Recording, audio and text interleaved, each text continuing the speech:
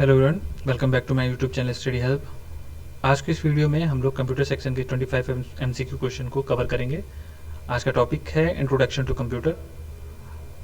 ये जो टॉपिक है ट्रिपल सी सिलेबस के हिसाब से ही है, तो उसका पहला टॉपिक इंट्रोडक्शन टू कंप्यूटर है। अगर आपके पास ट्रिपल सी का सिलेबस नहीं है तो आप नाइलेट की वेबसाइट से डाउनलोड कर सकते हैं, और वहाँ से नहीं तो मैं आपको अपने टेलीग्राम चैनल पे अपलोड कर दूंगा, वहाँ से भी आप इसको डाउनलोड कर सकते हैं। लिंक डिस्क्रिप्शन बॉक्स में दे रखा हुआ है, वहाँ से आप उसको चेक कर सकते हैं। तो चलिए आइए शुरू करते हैं। पहला क्वेश्चन है, which one is not belong to first generation of computer. इसका सही आंसर है CDC 1604। ये करेक्ट है। CDC 1604 फर्स्ट जनरेशन से बिलोंग नहीं करता है। सेकेंड ऑप्शन यूनिवैक, ये बिलोंग करता है। IBM 701 ये बिलोंग करता है। IBM 650 ये भी बिलोंग करता है।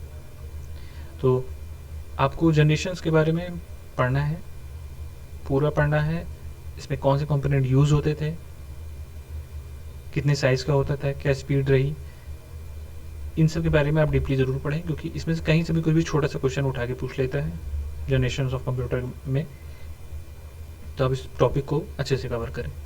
क्वेश्चन नंबर 2 है, common operating system for work station is. Answer है यूनिक्स एंड विंडोज NT। जो वर्क स्टेशन है वो भी पर्सनल कंप्यूटर की तरह ही होता है, बट इसमें पॉइंटर प्रोसेसर थोड़ा हैवी होता है।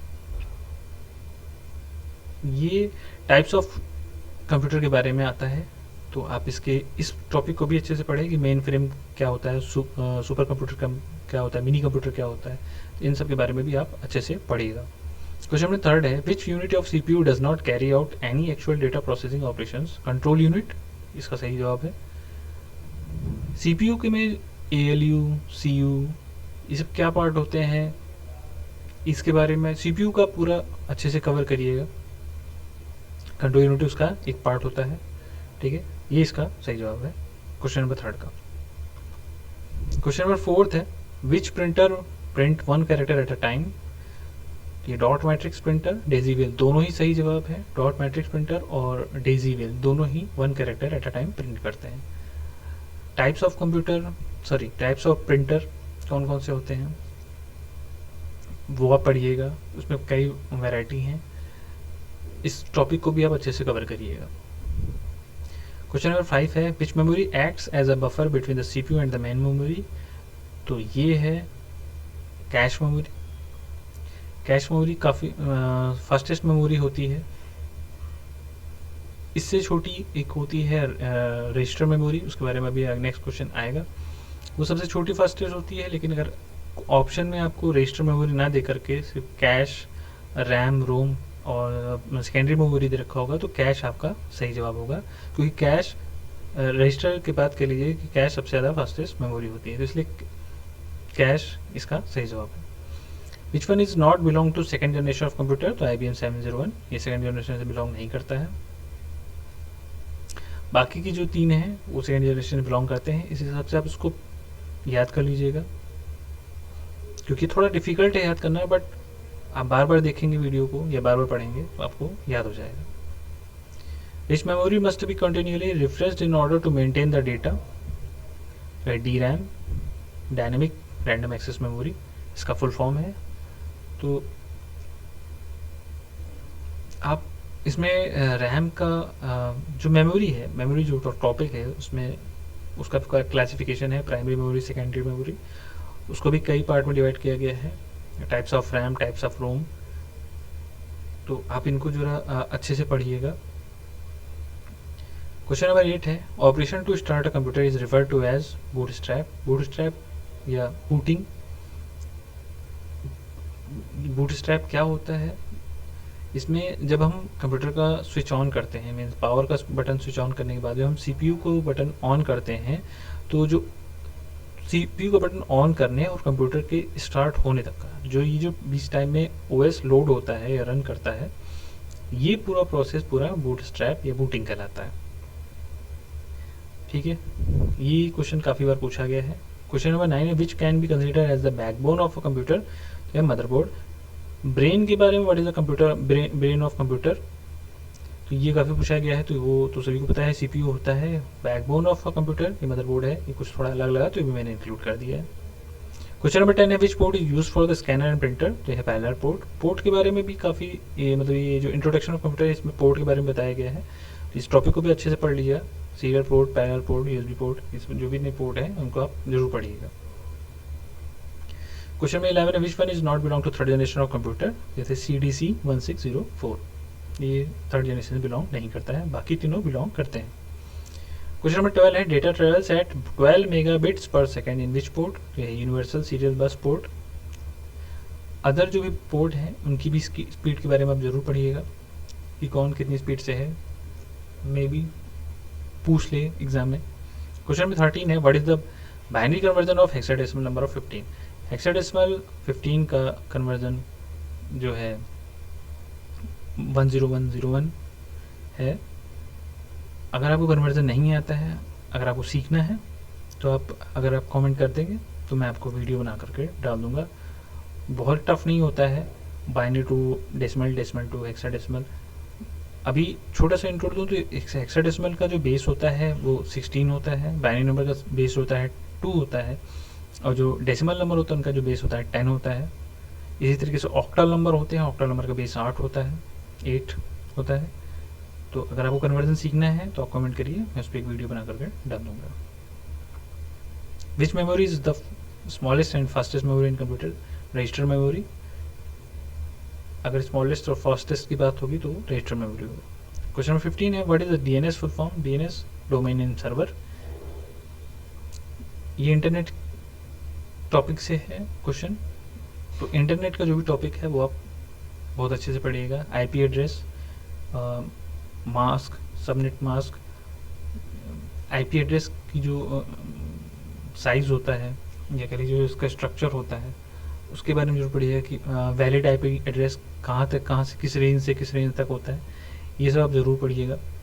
क्योंकि IP एड्रेस दे देगा, उसके अंदर फिर पूछेगा कि ये वैलिड है या नहीं, तो इसलिए IP एड्रेस के बारे में भी आप अच्छे से पढ़ लीजिएगा। What is EEPROM। EEPROM तो इसका फुल फॉर्म है electrically erasable and programmable read only memory. ये जो टाइप्स ऑफ रोम है, जो मेमोरी है, ये EEPROM ये एक रोम का टाइप है। इसको आप जो रोम होती है, पहले तो आप समझ लीजिए, थोड़ा सा बता देता हूँ रोम के बारे में।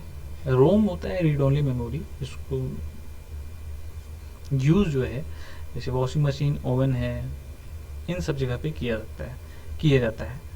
इसमें क्या होता है, आदमी मतलब जो यूज़र है वो उसमें कुछ इनपुट नहीं करता, बस उसमें जो सेव डेटा होता है उसी को फैच करता है या उसी का प्रोग्राम का यूज़ करके वो कोई मशीन रन करता है। जैसे वॉशिंग मशीन है, उसमें आपको कुछ भी इनपुट नहीं देना होता है, आपको उसमें जो भी प्रोग्राम लोड है वो उसी के अकॉर्डिंग ही चलता है। ठीक है। क्वेश्चन नंबर 17 है which one is faster flash ROM और EEPROM। तो फ्लैश रोम फास्टर है EEPROM से। क्यों फास्टर है, अगर आपको पता है तो प्लीज़ कमेंट करें। क्वेश्चन नंबर 18 है how many addresses IPv4 protocol allow. तो ये है 2 की पावर 32 एड्रेसेस इतना अलाउ करता है। 2 की पावर 32 कैलकुलेट करिए, तो जितना आंसर आएगा वो आपका उतने एड्रेसेस को IPv4 अलाउ करता है। IPv4 अप्रॉक्सीमेट कंप्लीट हो चुका है, इसलिए होने वाला है, इसलिए जो है IPv6 आ चुका है प्रोटोकॉल।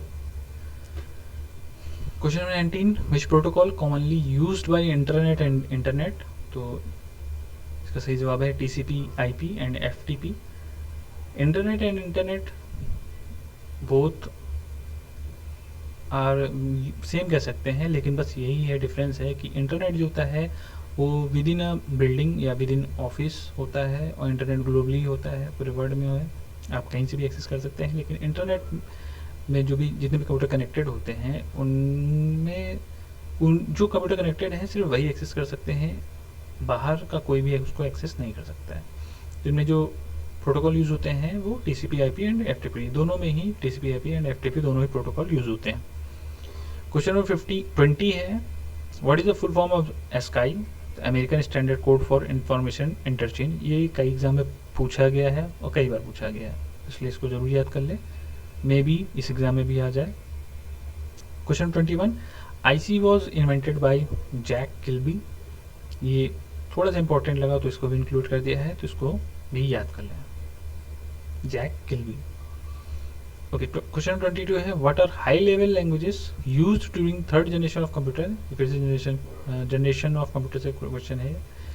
तो आप देख सकते हैं Fortran, second to fourth, COBOL, Pascal 1, BASIC, ALGOL 68। ये सारी की सारी हाई लेवल लैंग्वेजेस हैं जो कि थर्ड जनरेशन ऑफ कंप्यूटर में यूज़ की गई थी।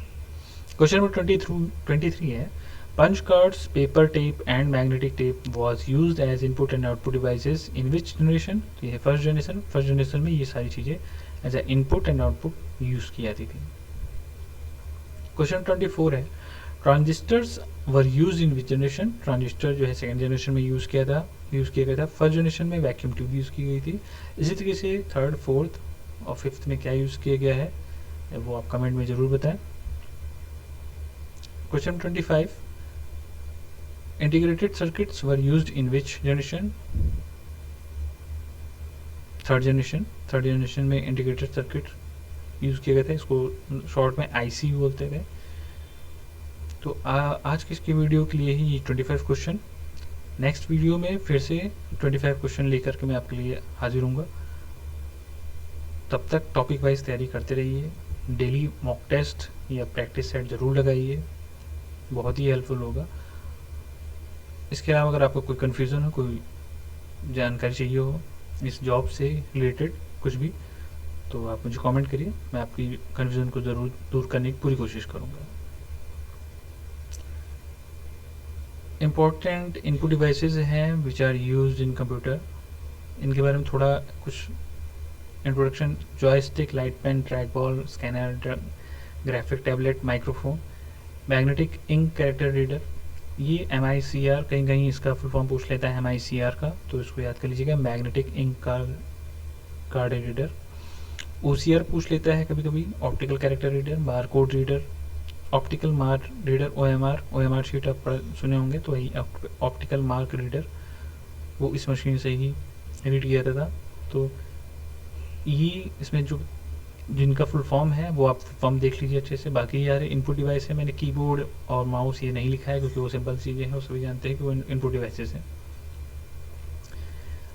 एक ये इम्पोर्टेंट स्टोरेज रिलेशन है, अक्सर पूछ लेता है कि एक निबल में कितने बिट्स होते हैं या एक बाइट में कितने बिट्स होते हैं। तो ये जो रिलेशन है आपको ज़रूर याद होना चाहिए।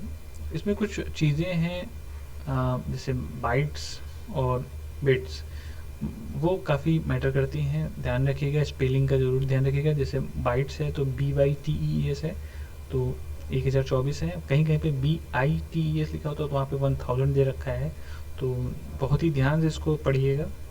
तो 1 nibble equal to 4 bits, 1 byte equal to 8 bits, 1 kilobyte equal to 1024 bytes, 1 MB equal to 1024 kilobyte, 1 GB equal to 1024 MB, and 1 terabyte equal to 1024 gigabyte, and 1 petabyte equal to 1024 terabyte. तो आज की वीडियो के लिए बस इतना ही। जय हिंद, जय भारत।